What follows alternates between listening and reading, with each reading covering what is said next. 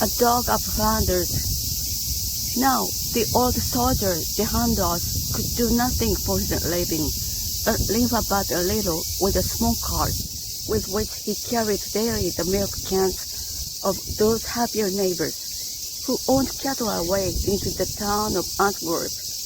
The villagers gave him the employment a little out of charity, more because it suited them well to send their milk into the town by so honest a carrier, and bide at home themselves to look after their gardens, their cows, their poultry, or their little fields. But it was becoming hard work for the old man.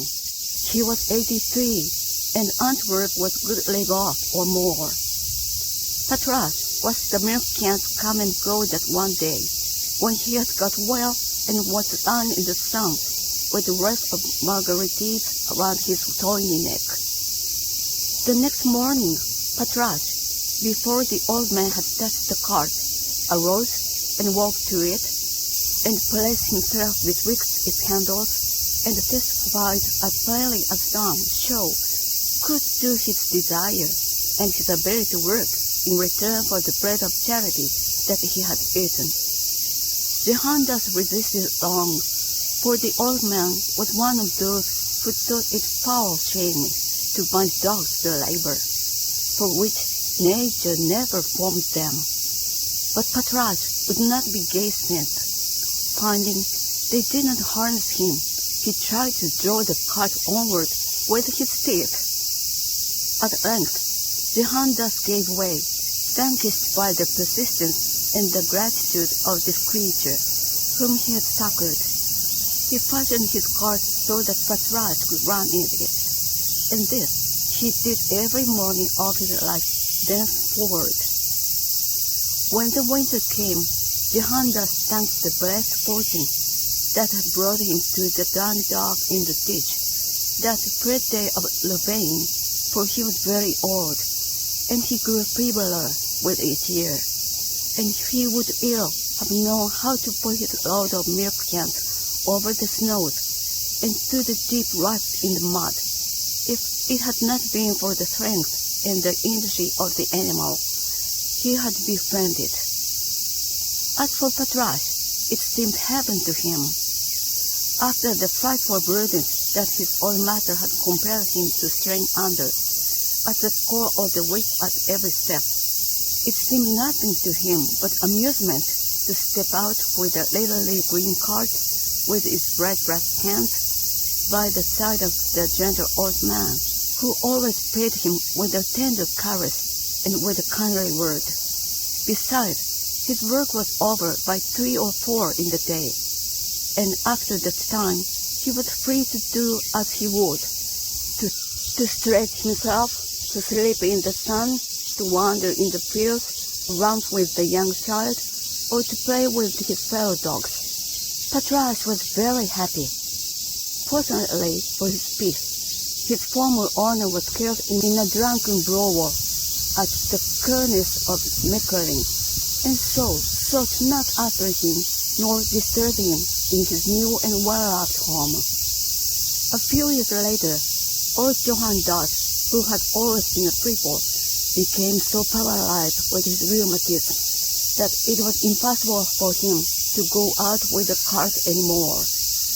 Then little Nello, being now grown to his 6th year of age, and knowing this town well, from having accompanied his grandfather so many times, took his place beside the cart, and sold the milk, and received the coins in exchange, and brought them back to their respective owners with a pretty grace and seriousness, which charmed all who beheld him.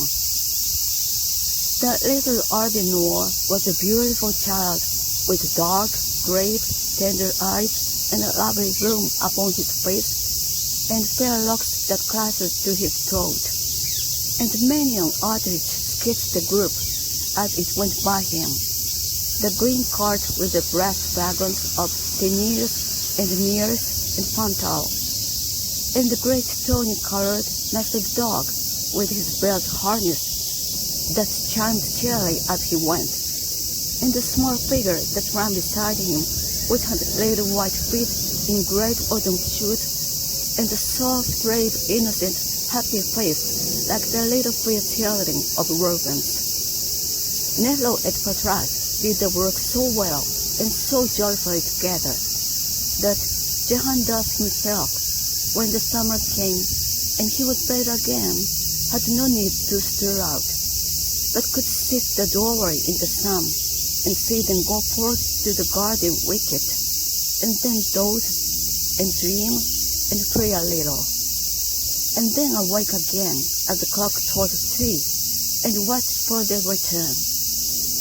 And on their return, Patrasse would shake himself free of his harness with a bay of glee, and Nero would recount with pride the doings of the day, and they would all go in together to the meal of rye bread and milk or soup, and would see the shadows lengthen over the great plain, and see the twilight veil the fair cathedral spire, and then lie down together to sleep peacefully while the old man said a prayer. So the day and the years went on, and the life of Nero and Patrasse were happy, innocent, and healthful. In the spring and summer especially were they glad. Flanders is not a lovely land, and around the burghs of Louvain, it is perhaps least lovely of all. Corn and culture, pasture and plough succeed each other on the characterless plain in wearing repetition, and save by some gaunt grey tower with a spear of pathetic belt, or some figure coming athwart the field, made picturesque by a gleaner's bundle or a woodman's fagot. There's no change, no variety, no beauty anywhere. And he who had dwelt upon the mountains or amidst the forest, feels oppressed as by imprisonment with the tedium, in the endlessness of that vast and dreary living.